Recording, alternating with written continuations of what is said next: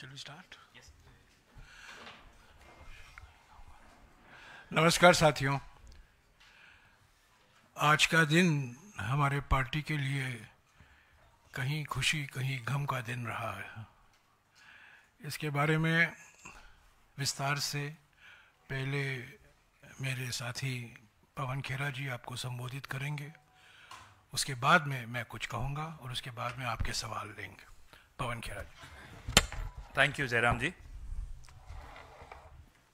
नमस्कार साथियों, सबसे पहले वायनाड में हमारी बहुत ज़बरदस्त जीत लोकसभा इलेक्शन में श्रीमती प्रियंका गांधी वाड्रा की ज़बरदस्त जीत हुई। कर्नाटका बाई इलेक्शंस में 3 में से 3 कांग्रेस के झोली में आए। वहीं मध्य प्रदेश में किसी को बीजेपी तोड़ के ले गई, हमारे यहां से बाई इलेक्शन होना पड़ा और बीजेपी उस सीट पर हार गई। हम वहां जीते, 2 में से 1 हमारे झोली में आई। ठीक वैसे ही पंजाब, राजस्थान, केरला में हम बाई इलेक्शंस में, अभी काउंटिंग कई जगह खत्म नहीं हुई है तो मैं आपको पूरे आंकड़े नहीं दे रहा, लेकिन इस तरह से हमारी झोली में 1 सीट, कहीं 2 सीट ऐसे आई। झारखंड में जहां एक प्रयोगशाला बनाने की कोशिश आरएसएस और भारतीय जनता पार्टी ने आदिवासी इलाकों में की, हेमंता बिस्वा शर्मा उनके पोस्टर बॉय बने। पोस्टर बॉय ने वहां कोई कसर नहीं छोड़ी, वहां एक ऐसी लैबोरेटरी बनाने की कोशिश की और उनको लगा कि वो सफल होंगे।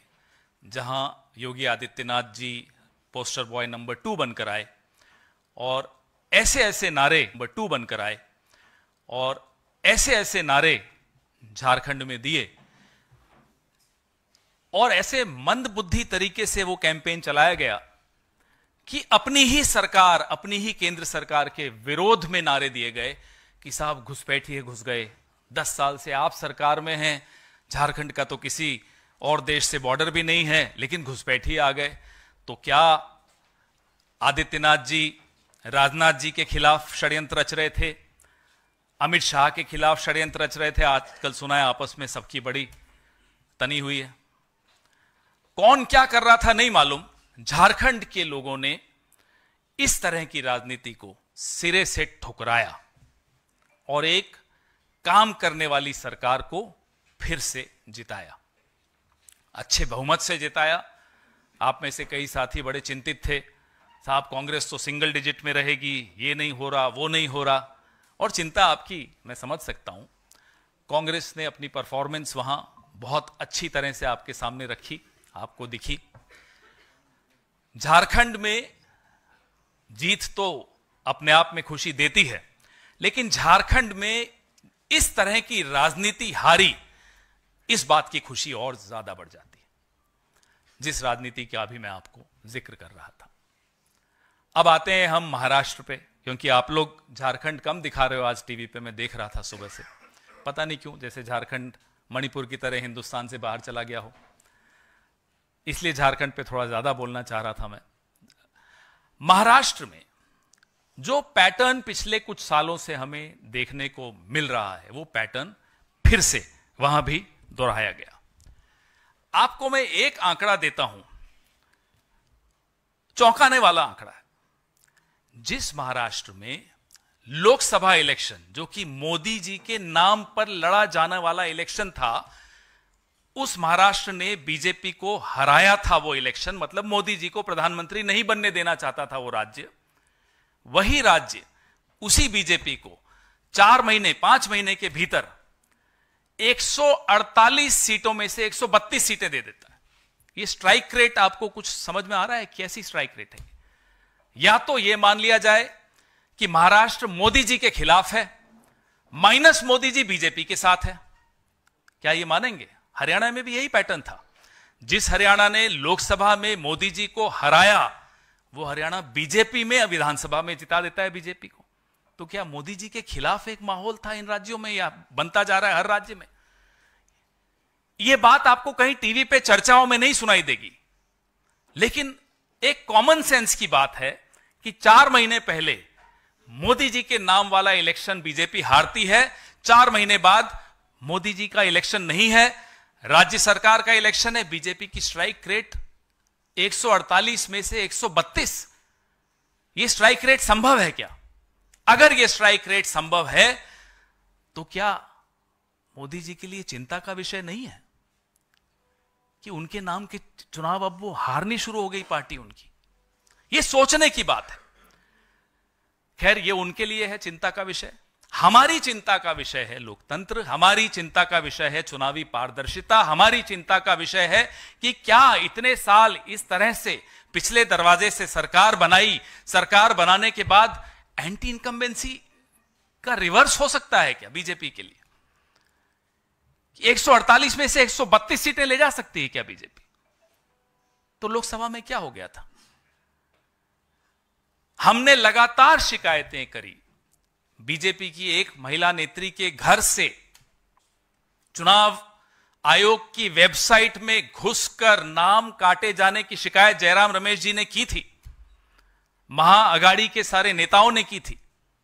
जवाब नहीं मिला चुनाव आयोग से। इस तरह से क्या हमारा चुनाव, आप लोग कह सकते हैं और कह भी रहे हैं, सोशल मीडिया पर भी कह रहे हैं, मीडिया पर भी कह रहे हैं, अरे साहब झारखंड जीत गए तब तो नहीं बोलते कि चुनावी प्रक्रिया में गड़बड़ है। साहब, झारखंड, जम्मू कश्मीर, बाई इलेक्शंस, जो असेंबलीज जिनके मैंने नाम लिए, उनको जिताकर वहां लेवल प्लेइंग फील्ड देकर हमें जीतने दिया जाए, ये इस उम्मीद के साथ कि उसके बाद हमारा मुंह महाराष्ट्र में बंद हो जाएगा। माफ कीजिएगा, मुंह बंद नहीं होगा। जहां भारतीय जनता पार्टी को भारी लाभ लेना होता है वो सारे दांव पेच वहीं खेले जाते हैं, बाकी जगह लेवल प्लेइंग फील्ड चलने दी जाए। जहां लेवल प्लेइंग फील्ड होती है वहां के नतीजे आपके सामने हैं। इसलिए इस पे सवाल हम जीतें या हारें, चुनावी प्रक्रिया पे हम सवाल उठाते रहेंगे। जिस देश में बच्चों के एग्जाम के पेपर लीक हो जाते हैं, वहां हम क्या आंख बंद करके मशीनों पर, आंख बंद करके चुनाव आयोग पर, आंख बंद करके चुनावी प्रक्रिया पर भरोसा कर सकते हैं? आप बताइए। एक पेपर एक राज्य में हमें बता दीजिए पिछले 10 साल में जो लीक नहीं हुआ हो। इसलिए जब हम बार बार चुनावी प्रक्रिया की बातें करते हैं, चुनाव ईवीएम्स की पारदर्शिता की बात करते हैं, 99% बैटरीज की बात करते हैं, तो चुनावी प्रक्रिया को और पारदर्शी और लोकतंत्र को और मजबूत बनाने के लिए बात करते हैं। आप झारखंड का नतीजा दिखा दिखाकर हमारा मुंह नहीं बंद कर सकते। हम नहीं चुप होंगे, हम बोलेंगे, और चुनाव आयोग से हम बार बार बोलेंगे। आज तक शेरो शायरी के अलावा हमें कुछ सब्सटैंटिव जवाब नहीं मिलता, जो हमने ऐसे मुद्दे उठाए हैं, जैसे कि अभी मैंने आपको उदाहरण दिया पुणे वाला। लिस्ट दी गई कॉन्स्टिट्यूएंसीज की कि यहां यहां रेड और ग्रीन मार्किंग हो रही है। बीजेपी के नेता रेड मार्किंग मतलब इन नामों को हटा दिया जाए वोटर्स लिस्ट से। हमने लिस्ट दी, उसका जवाब नहीं आया। 99% बैटरीज के बारे में आज तक जवाब नहीं दिया। शेरो शायरी जरूर आई, वो भी बड़ी वाहियात प्रकार की शेरो शायरी थी, उसमें भी कोई मनोरंजन नहीं था। तो इस तरह से अगर चुनाव होंगे और बड़ी शातिर तरीके से हमारा मुंह बंद कर दिया जाए, हम लगातार, हरियाणा में भी हमने ये आवाज उठाई कि हमने ही नहीं, सिविल सोसाइटी, एनजीओज ने उठाई कि ये वोट शेयर कैसे बढ़ गया, वोटिंग परसेंटेज कैसे बढ़ गई। 1 घंटे, 2 घंटे, 3 घंटे, 12 घंटे में बढ़ता चला जा रहा है। चुनाव खत्म होने के बाद ये कैसे हो रहा है? जवाब नहीं आता। आज से 5 साल पहले कभी आपके पास ये मुद्दा भी सामने आया था कि ये परसेंटेज कैसे बढ़ रहा है चुनाव खत्म होने के बाद? रोज हर चुनाव के बाद और काउंटिंग से पहले कहीं ना कहीं आपके ही चैनल्स पे, सोशल मीडिया हैंडल्स पे ये खबरें चलाई जाती हैं, दिखती हैं, वीडियोस दिखाई देते हैं कि बीजेपी के नेता की गाड़ी में ईवीएम मशीन मिली कल नागपुर में, कल रात को, परसों। कोई जवाब नहीं। क्या चुप्पी से चुनाव आयोग अपने आप को रात की नींद कैसे आती होगी इन लोग? चुप रहना कोई उत्तर होता है क्या? इसलिए इस देश की सबसे पुरानी पार्टी, इस देश की सबसे बड़ी पार्टी, इस देश में 54 साल 7 महीने शासन में रहने वाली पार्टी की हैसियत से और प्रमुख विपक्षी दल की हैसियत से हम अपनी ये जिम्मेदारी समझते हैं कि इस तरह के सवाल जो कि भारतीय जनता पार्टी को बड़े परेशान करते हैं, हम उठाएंगे, क्योंकि हमें आने वाली पीढ़ियों की चिंता है, हमें लोकतंत्र की चिंता है, हमें इस देश में पारदर्शी चुनाव करवाने की जिम्मेदारी हम अपनी भी मानते हैं। मैं जयराम रमेश जी से आग्रह करूंगा कि इस प्रेस वार्ता को आगे बढ़ाएं। शुक्रिया। पहले तो मैं झारखंड की जनता को बधाई देता हूं कि उन्होंने हमारे देश के लिए एक नया रास्ता दिखाया है, मार्गदर्शन दिया है। ध्रुवीकरण की राजनीति को निर्णायक तरीके से उन्होंने ठुकराया है। क्या क्या नहीं कहे गए चुनावी अभियान के समय। हेमंत बिस्वा शर्मा, उत्तर प्रदेश के मुख्यमंत्री, केंद्रीय कृषि मंत्री शिवराज सिंह जी चौहान, खुद गृह मंत्री और प्रधानमंत्री ने क्या क्या नहीं कहा।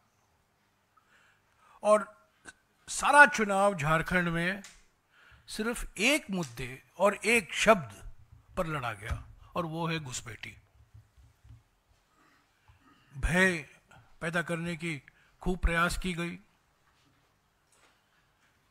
पर एक निर्णायक तरीके से झारखंड की जनता ने अपना जवाब दिया है। हम जनता को बधाई देते हैं, और मैं समझता हूं ये सारे देश के लिए एक सकारात्मक संदेश मिलता है कि ध्रुवीकरण की राजनीति को हराया जा सकता है, और हम हराकर ही रहेंगे। महाराष्ट्र के बारे में जैसा कि पवन खेरा जी ने कहा, इसमें कोई दो राय नहीं हो सकती कि टारगेटेड तरीके से निशाना बनाकर ये लेवल प्लेइंग फील्ड जो होता है, जो बार बार चुनाव आयोग इस शब्द का इस्तेमाल करता है, इसीलिए हम उसी शब्द का इस्तेमाल कर रहे हैं, level playing field. Level playing field को बिगाड़ा गया है, जानबूझकर निशाना बनाकर टारगेटेड तरीके से ये लेवल प्लेइंग फील्ड महाराष्ट्र में बिगाड़ा गया। चुनाव के नतीजे आए हैं, ये अप्रत्याशित हैं हमारे लिए। महाराष्ट्र के चुनाव के नतीजे हमारे लिए अप्रत्याशित हैं, हमारे लिए अति आश्चर्यपूर्ण,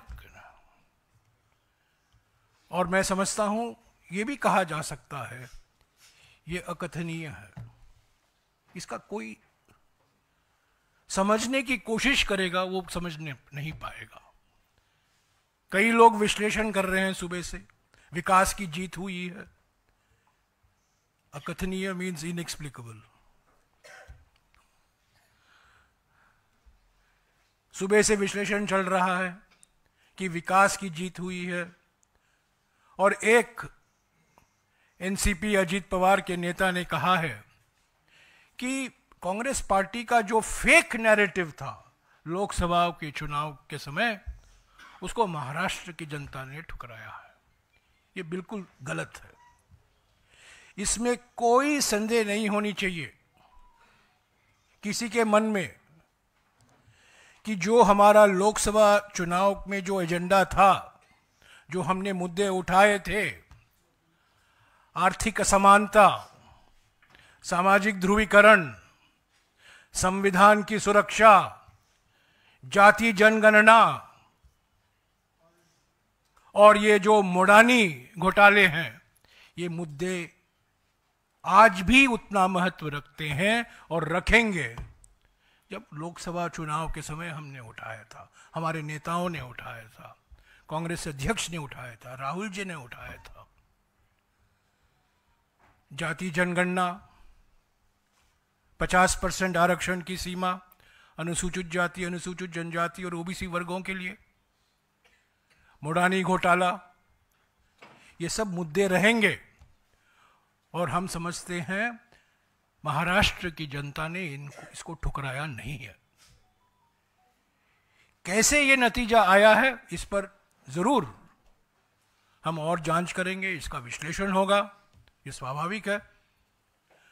पर आज हम ये कह सकते हैं कि जो जीता है उनको भी ये अनुमान नहीं था कि ये नतीजा आएगा। हमको तो पहले से ही हम ये मानकर चल रहे थे कि हमें जनादेश मिलेगा, जनता हमारे साथ है, महाराष्ट्र के किसान नाराज हैं, महाराष्ट्र के जो वर्किंग क्लास है उसके सरकार के खिलाफ है। और एक माहौल जो था महाराष्ट्र में 4 महीने पहले, 5 महीने पहले, वो आज भी वही माहौल है, ये हम मानकर चल रहे थे और सभी लोगों का ये मानना था।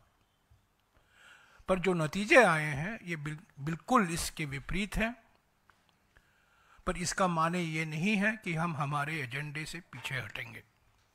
जो हम मुद्दे उठाए थे महाराष्ट्र में चुनाव के वक्त, प्रचार के वक्त, हम संसद के अंदर, संसद के बाहर, महाराष्ट्र में जो हमारे नेता जीते हैं, हमारे जो कार्यकर्ता लगे हुए हैं चुनाव प्रचार में और वो पार्टी के लिए काम करते रहेंगे, इन्हीं मुद्दों के आधार पर संगठन को हम पुनर्जीवित करेंगे।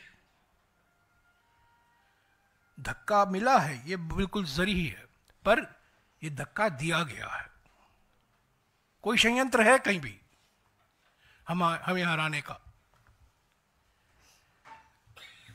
तो साथियों, जैसा कि मैंने पहले कहा, आज हमारे लिए कहीं खुशी है, कहीं गम भी है, कहीं जीते हैं, कहीं हारे हैं। पर एक बात निश्चित है कि कांग्रेस पार्टी की एजेंडा में कोई परिवर्तन नहीं आने वाला है। जो सामाजिक मुद्दे हमने उठाए हैं हम उठाते रहेंगे, जो आर्थिक मुद्दे हम उठा रहे हैं हम उठाते रहेंगे। मुडानी का मसला रहेगा, जाति जनगणना की मांग हम करते रहेंगे, संविधान की सुरक्षा के बारे में जो कदम उठाने हैं हम उठाते रहेंगे, उसका जिक्र हम करते रहेंगे। पर पूरा विश्लेषण के बाद ही पता चलेगा कि ये जो अजीब सा नतीजा आया है महाराष्ट्र में, बिल्कुल अजीब, इसका और मैं कोई शब्द इस्तेमाल नहीं कर सकता हूं, बिल्कुल अजीब है, समझा ही नहीं जा सकता। हाँ, बहुत कुछ लोग कह रहे हैं इसलिए हमने जीता, इसके कारण हम जीते। अभी अभी मैंने देखा प्रधानमंत्री ने कहा है कि विकास की जीत है। तो ये सब मैं समझता हूं, ये इनको जो ज्ञान आई है चुनाव के नतीजे के बाद, ये भाषा नहीं थी चुनाव के नतीजे के पहले। तो ये एक टारगेटेड निशाना बनाकर ये नतीजा निकाला गया है। पर हमारा हौसला कमजोर नहीं हुआ है। हम हारे हैं जरूर, पर हार जीत होती रहती है। हम लड़ेंगे, लड़ते रहेंगे, जनता की मुद्दे उठाते रहेंगे और संगठन में जो और मजबूती से हमें काम करना है, महाराष्ट्र में खास तौर से जो कदम उठाने हैं, मैं समझता हूं अगले कुछ दिनों में कांग्रेस अध्यक्ष और राज्य के जो नेता हैं उनके बीच में बातचीत होगी और जो कदम उठाने हैं उठाते रहेंगे। अगर आपके कुछ सवाल हैं तो अभी जयराम सर। हाँ जी, नहीं एक मिनट जी, इस साइड से, क्योंकि आलोचना होती है कि हमें। हाँ, yes sir. Right wing. Sir, yeah. So my question is that there is an allegation, there is a statement that is coming in from the TMC saying that in every election, the TMC tries to block the BJP, and now at the national level, it is not Congress, but the TMC that should in fact be appreciated and should be pushed forward to defeat BJP. How does the Congress seize this statement? We are discussing Jharkhand and Maharashtra. To the best of my knowledge, TMC is not a player in either of these two states. But they should be the player now is what the... We are discussing, I don't want to discuss issues that are not of great relevance to the issue that we are discussing, which is the election results. अच्छा जयराम जी, अभी आप लोगों ने कहा कि झारखंड में ध्रुवीकरण की राजनीति हारी है, लेकिन महाराष्ट्र में फडणवीस भी यही बात कह रहे हैं कि वहां कांग्रेस ध्रुवीकरण की राजनीति कर रही थी और वहां वो इसलिए हारी है. कौन कर रहा था? थोड़ा कंफ्यूजन है. नहीं, अब मुझे नहीं लगता देश में किसी को भी ऐसा कोई कंफ्यूजन है कि ध्रुवीकरण की राजनीति कौन करता है. 75-76 साल में अगर 54 साल 7 महीने हम सरकार में रहे हैं, तो कम से कम इतना तो समझ लीजिए कि ध्रुवीकरण करके तो नहीं रहे होंगे. सबका वोट मिलता है तभी हम जीते. और जैसा कि जयराम जी ने कहा, हमारा जो समावेशी जो हमारी विचारधारा है और समावेशी नीतियां हैं, उससे कतई कोई समझौता नहीं होगा. वैसे मैं आपको बता दूं कि धारावी में कांग्रेस 24,000 वोटों से जीती है. अगर किसी को बहुत खुशी हो रही होगी कि हमारा धारावी का प्रोजेक्ट हो जाएगा अब तो मैं बता दूं धारावी के लोगों ने बड़ा अच्छी तरह से जवाब दे दिया है. सर अब पूछ लो. मैं ये भी कहूंगा कि अगर जातिगत जनगणना की मांग को ध्रुवीकरण के साथ जोड़ा जाता है, ये उनकी मानसिकता दर्शाती है.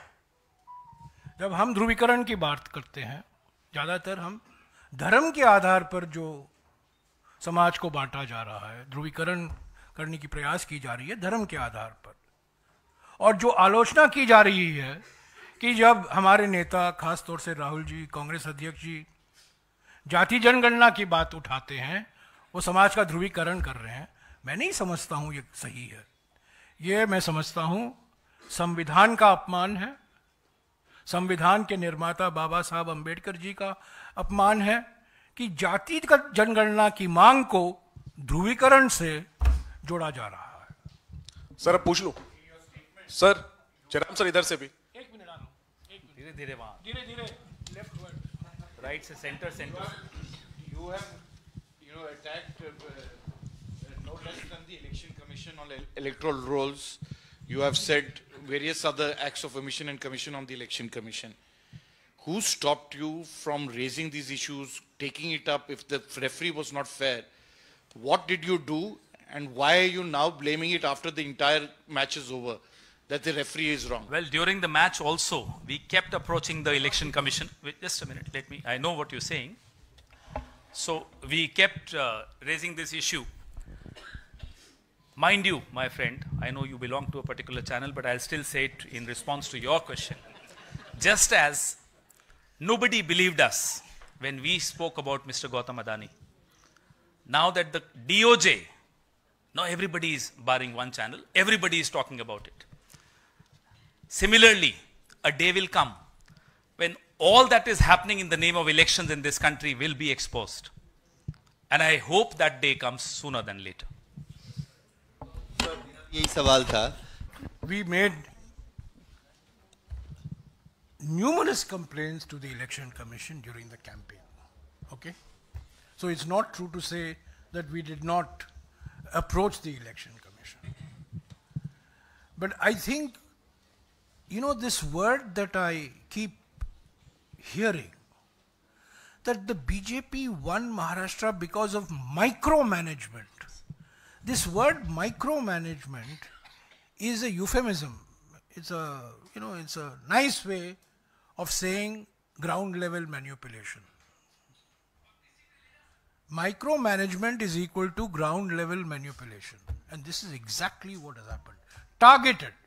Each one of our leaders has been targeted. People who have been winning election after election after election, against whom there has not been any question mark.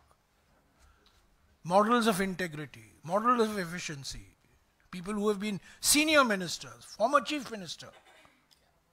It's a targeted manipulation. So this micromanagement, you can say it's micromanagement, but at the ground level what is happening, and the administration is theirs. The administrative machinery is controlled by them, by the BJP in Maharashtra. And the BJP stakes in Maharashtra are the maximum. There is no state in India where the stakes of the BJP is as much as it is in Maharashtra. Not only the stake of the BJP, but also the stake of the BJP and the PM's favorite business group. कहने का मतलब ये है, हिंदी में भी बता दूं, कि जो नगर सेठ हैं उनके भी सबसे ज्यादा इंटरेस्ट मुंबई में ही है। पवन जी, मेरा भी सवाल वही था कि ये पब्लिक मैंडेट नहीं, अगर मैनिपुलेटेड मैंडेट है महाराष्ट्र के संदर्भ में और ज्यूरी कॉम्प्रोमाइज्ड है, और इसको कुछ लोग थ्योरी ऑफ लिमिटेड डेमोक्रेसी भी कह रहे हैं, तो कब तक जो विपक्षी पार्टियां हैं चुनाव के परिणाम के बाद इसका विश्लेषण करेंगी? क्या वक्त आ गया है कि विपक्षी पार्टियां अक्रॉस द प्लेटफॉर्म ये तय करे कि अगर ये फ्लॉड सिस्टम है तो इसमें पार्टिसिपेट ही नहीं करना है? आपका सुझाव अच्छा है, चर्चा करेंगे इस सुझाव पर। सर जयराम सर इधर से मौका दे दीजिए।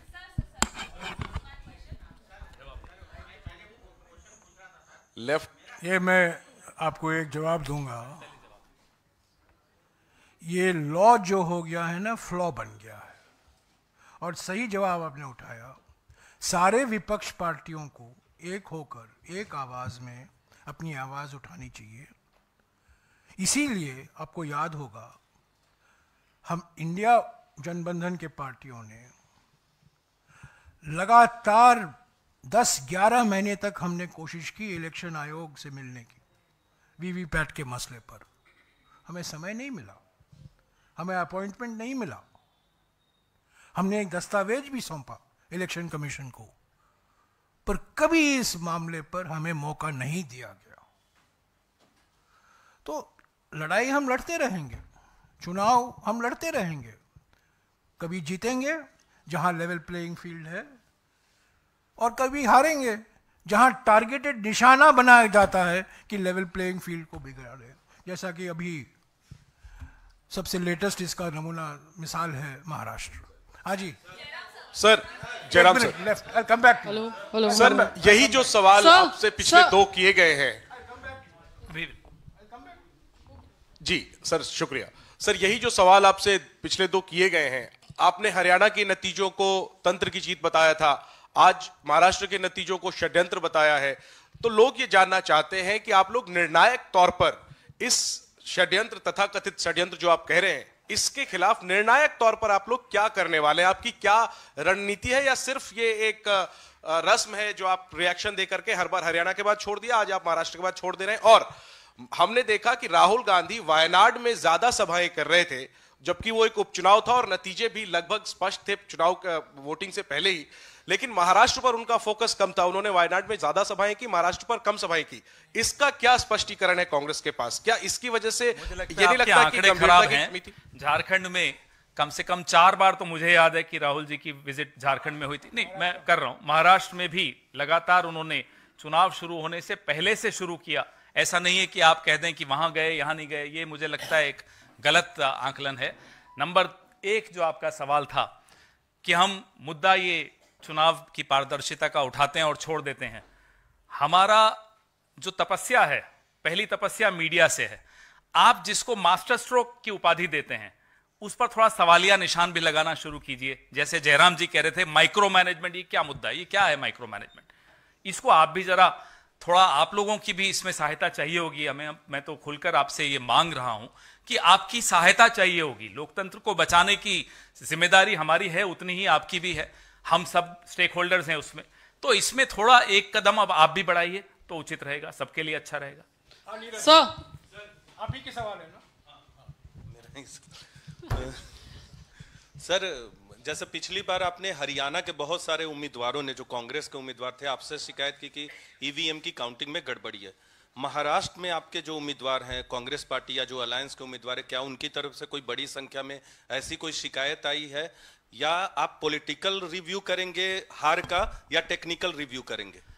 जैसा अभी आपको बताया, ईवीएम जिम्मेदार है इस बार हार के लिए। जैसा अभी आपको बताया कि इलेक्टोरल रोल्स, वोटर्स लिस्ट, उसकी शिकायत तो आज से 20-25 दिन पहले, 1 महीना पहले कर दी थी, जवाब नहीं आया।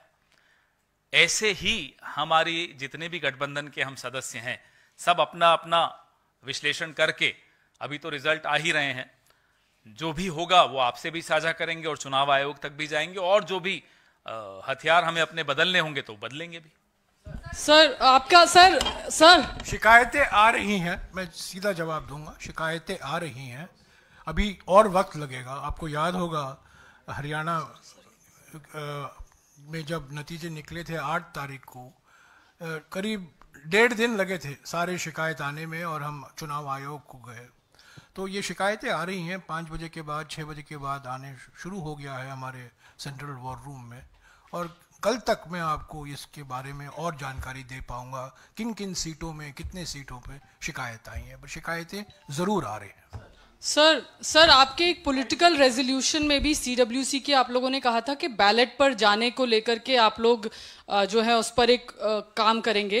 क्या अब कांग्रेस पार्टी तमाम विपक्षी दलों को लामबंद करेगी? क्योंकि अगर आप मानते हैं कि टारगेटेड तरीके से नतीजे आते हैं, तो कब तक आप हारने के लिए चुनाव लड़ते रहेंगे? इस पे एक आम सहमति बनानी आवश्यक है तमाम विपक्षी दलों के बीच में। आप सबके साथ भी जितने भी स्टेक होल्डर्स हैं, सिविल सोसाइटी है, सबको मिलकर इसमें एक आम सहमति बनाने की आवश्यकता है। हमारा स्टाइल ऑफ फंक्शनिंग वैसा नहीं है जैसा मोदी जी का है कि जो मन में आया कर दिया, रात को 12 बजे ताली बजाई, नोट बंद, ऐसे सब नहीं कर सकते हम लोग। तो हम आम सहमति बनाने की दिशा में ही ये सब मुद्दे उठा रहे हैं। जब हम सवाल उठाते हैं तो इसीलिए उठाते हैं कि इन मुद्दों पर भी डिबेट हो, लोगों के बीच में चर्चा हो, मीडिया में संवाद हो, आपस में हम सबका भी इसमें चर्चा हो, तब जाकर कोई एक निष्कर्ष पे हम पहुंचेंगे। सर मेरा सवाल, आपने मास्टर स्ट्रोक की बात की, तो इस चुनाव में देखा जा रहा है कि एक मास्टर स्ट्रोक चल रहा है, मैया योजना, बहन योजना, इससे पहले महतारी योजना। आपको लगता है कि इसकी काट आप ढूंढ पाएंगे? ये भी मास्टर स्ट्रोक है, क्योंकि इसका फायदा आपके अलायंस को भी हुआ है। हमें उम्मीद है कि महाराष्ट्र में अब कोई बहानेबाजी ना हो, जैसे कि ये योजना की घोषणा करने के बाद ही चुनाव आयोग से ही रुकवा दी गई। जो मोदी युक्त महंगाई है, उस महंगाई की काट वेलफेयर में है और उसकी आवश्यकता है, इसमें कोई डिबेट नहीं है, ना हम डिबेट इस पे कर रहे हैं। हम ये कह रहे हैं कि ये अस्वाभाविक है, अप्रत्याशित है कि 148 सीटों में से 132 सीटें उस पार्टी को मिल रही हैं जिसको 4 महीने पहले मोदी जी के नाम पे ठुकराया गया। जिस जनता ने, वही जनता उनको अब इतना ज्यादा दे रही है। तो ये मोदी जी के लिए भी चिंता का विषय है और बीजेपी के लिए भी चिंता का विषय। सर एक नारा दिया गया, बटोगे तो कटोगे, एक हैं तो सेफ हैं। को लगता है इसका इम्पैक्ट हुआ? क्योंकि आज योगी आदित्यनाथ ने जब ट्वीट किया है नतीजों को लेकर, उसमें भी उन्होंने इन दोनों नारों का जिक्र किया।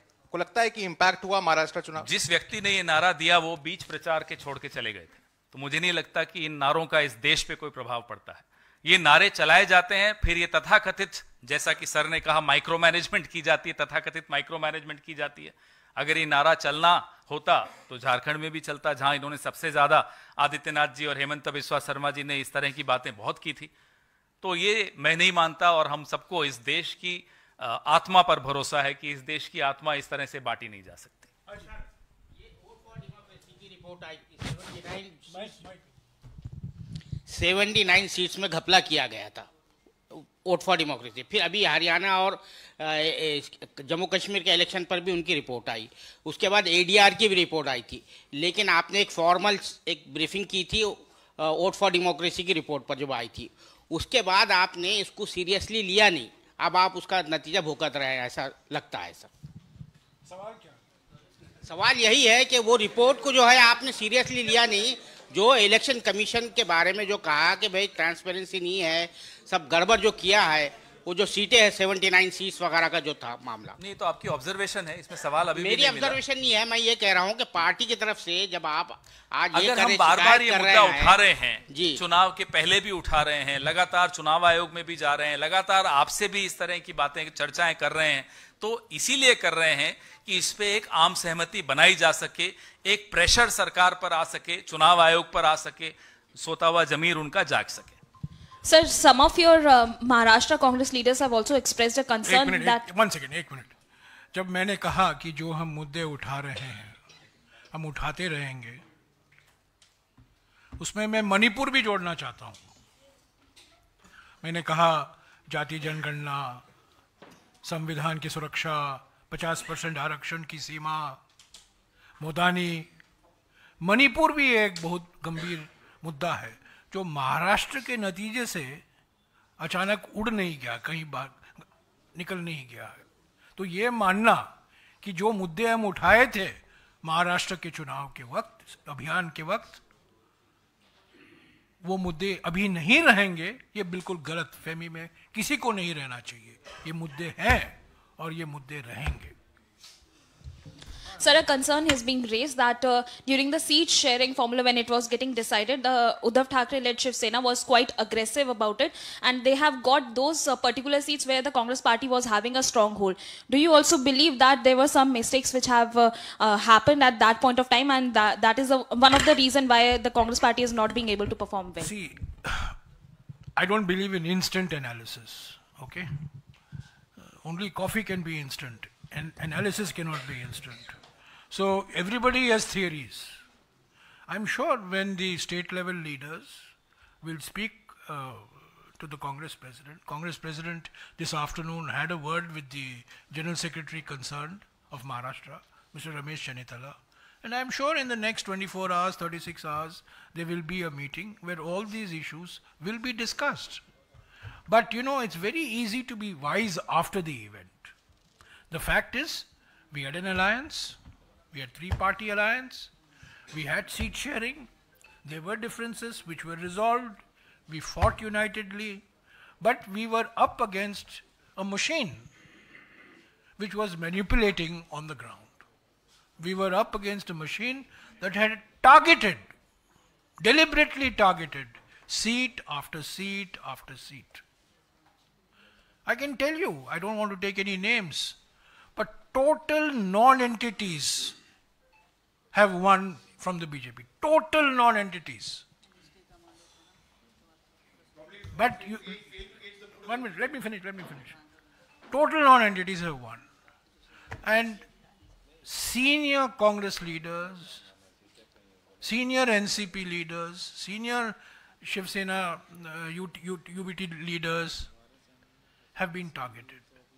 So I think this is, you know, this is targeted defeat. Target and defeat, and then call it micromanagement.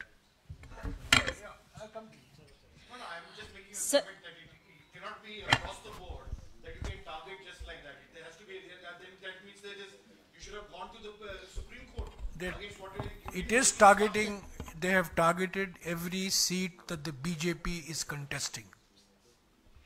That is what they have targeted. They have targeted 148 seats. Sir, आप मणिपुर का मुद्दा उठाते हैं, लेकिन पश्चिम बंगाल शायद कभी भी पश्चिम बंगाल को लेकर नहीं बोला जाता है। पश्चिम बंगाल में तालिबानी सजा दी जाती है, बीच चौराहे पर दी जाती है महिलाओं को, और साथ ही चुनाव में देखिए कई सारे ऐसे ईवीएम की बात हो या फिर हिंसा हो, लगातार हिंसा की चीजें दी जाती हैं। मुद्दे को उठाने का हम उठाएंगे। नहीं, वहाँ भी ईवीएम का मुद्दा होता है, मणिपुर का मसला है। अब मणिपुर के मुद्दे हम उठाते रहेंगे और परसों हर राज्य का उठाइए ना, आप तो राष्ट्रीय स्तर के पार्टी। सर्वदलीय बैठक होने वाली है, उसमें भी हम ये मुद्दे उठाएंगे। मोदानी का मुद्दा उठाएंगे, मणिपुर का मुद्दा उठाएंगे, महंगाई का मुद्दा उठाएंगे, और हम उठाते रहेंगे, और जब पश्चिम बंगाल का वक्त आएगा हम उठाएंगे। जयराम सर, इस side sir, on your left. Sir, आप कांग्रेस का ऑफिशियली अब स्टैंड क्या है ईवीएम को लेके? क्योंकि आप हरियाणा के बाद भी ईवीएम में कोई फॉल्ट है आप अभी कहते हैं। दूसरी चीज ये, 2018 के प्लेनरी सेशन में आपके पॉलिटिकल रेजोल्यूशन में आपने ये बात कही कि बैलेट पेपर पर हमें वापस जाना चाहिए। तो अब क्या आप आपको लगता है कि उस चीज के ऊपर आप दोबारा वापस आएंगे, या आप इसी बात पे लगता है कि ईवीएम कोई भी राजनीतिक दल एक लोकतंत्र में बंद कमरे में बैठकर स्टैंड नहीं ले सकता, न लेना चाहिए। आम सहमति बनाकर निर्णय लिए जाते हैं। आम सहमति बनाने की प्रक्रिया यही होती है कि आपसे भी चर्चा करना, सिविल सोसाइटी से चर्चा करना, आपस में बाकी विपक्षी दलों से चर्चा करना, लगातार चुनाव आयोग का दरवाजा खटखटाकर देखना कि वो जाग भी रहे हैं, क्या वो सजग हैं जो हम मुद्दे उठा रहे हैं उन पर। उसके बाद जब वो दरवाजे नहीं खुलते तब लोगों के बीच में जाना। ये आसान सफर नहीं होता, ये संघर्ष आसान नहीं होता। इसमें ऐसा नहीं होता कि आज निर्णय ले लिया और कल लागू हो गया। इसमें समय लगता है और समय लगेगा। ये सिर्फ मशीन का मामला नहीं है, ये प्रक्रिया की मामला। प्रक्रिया में मैनिपुलेशन हो रहा है। Sir, this is Suchandrama from IANS। एक सवाल। Not on West Bengal. No, not on West Bengal. 2 राज्यों में, एक में हार, एक में जीत। एक में ईवीएम ने जिता दिया तो दूसरे में हरा दिया। तो गठबंधन एक जगह जीत गई, दूसरी जगह क्यों हार गई? तो आपसी ये जो निजी सीट शेयरिंग को लेके प्रॉब्लम थी, ये अगर सुलझा लेती तो कांग्रेस ने हरियाणा से क्यों सीख नहीं ली? जवाब दिया पहले। मैंने अपने ओपनिंग रिमार्क्स में भी कहा कि यही आर्गुमेंट इस्तेमाल की जाती है भाजपा द्वारा। अरे आप झारखंड में जीत गए फिर भी बोल रहे हैं चुनावी प्रक्रिया पर। जी हां, फिर भी बोल रहे हैं। झारखंड में जीतने के बाद भी बोल रहे हैं। जहां लेवल प्लेइंग फील्ड हमें मिलती है वहां हम जीत के दिखाते हैं। जहां लेवल प्लेइंग फील्ड भाजपा को लगता है अगर दे दी तो उनका और उनके नगर सेठ का भारी नुकसान हो जाएगा, वहां वो लेवल प्लेइंग फील्ड नहीं देते, जैसा कि अभी महाराष्ट्र में आपको सामने दिख रहा है। उसके बाद मीडिया में ऐसी थ्योरीज डाली जाती हैं कि साहब उनमें ना आपस में समन्वय नहीं था, उनमें सीट शेयरिंग। आपको मालूम है, आप तो बंबई आई होंगी चुनाव में, मुंबई में आई होंगी, आपको पता है कि देवेंद्र फडणवीस के पोस्टर्स और होर्डिंग्स से अमित शाह गायब थे। पूछा आपने कि समन्वय क्यों नहीं था? आपस में पार्टी के भीतर समन्वय नहीं था। आप हमसे पूछ रहे हैं कि हमारे गठबंधन में समन्वय नहीं था। पवन, एक सवाल इधर है। एक repeatedly these questions okay sir, Jharkhand में जीत की आपको सबसे पहले तो बधाइयाँ। सरकार में अब आप लोग किस तरह का योगदान चाहेंगे जीएमएम के साथ, क्योंकि आप लोग ने भी 50 सीटों पे कॉन्टेस्ट किया था, मोर देन हाफ आप लोग जीते हैं। सो अब आप लोग का आगे की क्या रणनीति है झारखंड के लिए? सर, ये गठबंधन होता है और गठबंधन का एक धर्म होता है। गठबंधन के धर्म में जो भी दोनों पार्टी आपस में तय करती हैं, दो नहीं वहां और भी हैं हमारे गठबंधन के सदस्य, वही होगा। उसमें हम यहां बैठकर खुद ही सब कुछ बोल दें, गलत होगा। वो गठबंधन के धर्म के विपरीत होगा। Yeah, what I was asking, that repeatedly these questions are coming on what you're doing on EVMs, because we don't see a single dharna, pradarshan, protest, chakka jam by the Congress party, but we do hear you sitting on this platform and telling us what a raw deal you've had. So beyond that, no. And have the alliance parties of India Alliance ever discussed this issue of EVM? And where is the report of the Haryana defeat that we were told you never accepted the Haryana defeat? There is no review, no report, nothing that you could, we say that this is what happened. So, we are repeatedly being told things again and again without the... My question is that the party beyond a point has, except for mouthing certain platitudes, has not said anything. No, I said, why are you not doing dharna, pradarshan, etc.? So I'll respond to the first part of the question, and the second part, Mr. Jairam Ramesh will. Observations, no. So, in the long struggle for independence, nobody expected that by one Quit India movement we'll get independence. It was a series of various steps that were taken, various layers of Andolan that we had done as a party, as a movement. Any such challenge cannot be met by one dharna, one pradarshan, one press conference, one resolution, or one appeal to the election commission. It's a series of steps. We have to build a consensus amongst our own alliances. We have to create a consensus amongst the media, first of all. How many stories, I can also turn around and ask you, how many stories have you all done? investigating EVM. Some of you have done, independent journalists, I keep reading them. So these are efforts that need to be done together, jointly. We are all stakeholders in a democracy. We are not the only ones, you are not the only ones. All of us owe it to the democracy. Sir, my question is for Pawan Khera, sir. You have mentioned about the Adivasis and the Janjathi. So I, being from a Nagaland, a tribal girl, do this result signal any shift in voter sentiment towards the Congress party? Well, we are yet to analyze seat-wise results, but yes, Jharkhand in particular gives us a lot of hope that the polarizing narrative of the BJP is not working in Jharkhand, and it will not work. Increasingly, you will see it will not work in the rest of the country also. Tribals of India have shown the way to the rest of the country always, and they will show the way again.